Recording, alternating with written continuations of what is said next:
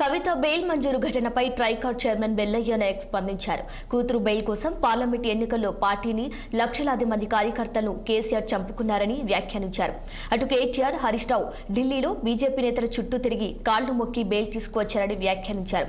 తెలంగాణలో బీఆర్ఎస్, బీజేపీలు కలిసి పనిచేస్తున్నాయని తాము ముందే చెప్పామన్నారు. ఆ పార్టీలు రెండు జెండాలు కలిసి ఒకే లక్ష్యంతో ముందుకు పోతున్నాయన్న ఆయన అసెంబ్లీ ఎన్నికల్లో గులాబీ పార్టీ అధికారం కోల్పోయి పార్లమెంట్ ఎన్నికల్లో డిపాజిట్ లేకుండా గల్లయింతోందని గుర్తు చేశారు. కవిత బెయిల్తో రెండు పార్టీలు ఒకటేనన్న విషయం తేటతెల్లమైందన్నారు బెల్లయ్య నాయక్. కవితకు బెయిల్ వచ్చినట్టుగా లిక్కర్ కేసులో, సారా కేసులో ఎమ్మెల్సీ కవితకు బెయిల్ వచ్చినట్టుగా చూస్తూ ఉన్నాం. చాలా సంతోషం. ఇది కేటీఆర్, హరీష్ రావు గారు ఢిల్లీలో ఉన్నటువంటి మొత్తం బీజేపీ నాయకుల కాలం చుట్టూ తిరిగి వాళ్ళు బెయిల్ తెచ్చుకోగలిగారు. ఇది ముందే స్పష్టంగా చెప్పాను నేను చాలాసార్లు.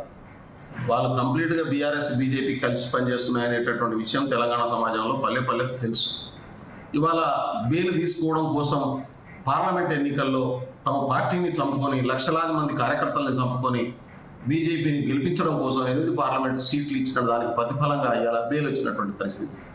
అసెంబ్లీ ఎన్నికల్లో 39 సీట్లలో బీఆర్ఎస్ గెలిస్తే పార్లమెంట్ ఎన్నికల్లో 119 అసెంబ్లీ నియోజకవర్గాల్లో 3 నియోజకవర్గాల్లో మాత్రమే బీఆర్ఎస్కి లీడ్ వచ్చింది. మిగతా అంతా బీజేపీకి వాళ్ళ ఓట్ను షిఫ్ట్ చేసినటువంటి విషయం కూడా తెలంగాణ పల్లెలకు తెలుసు.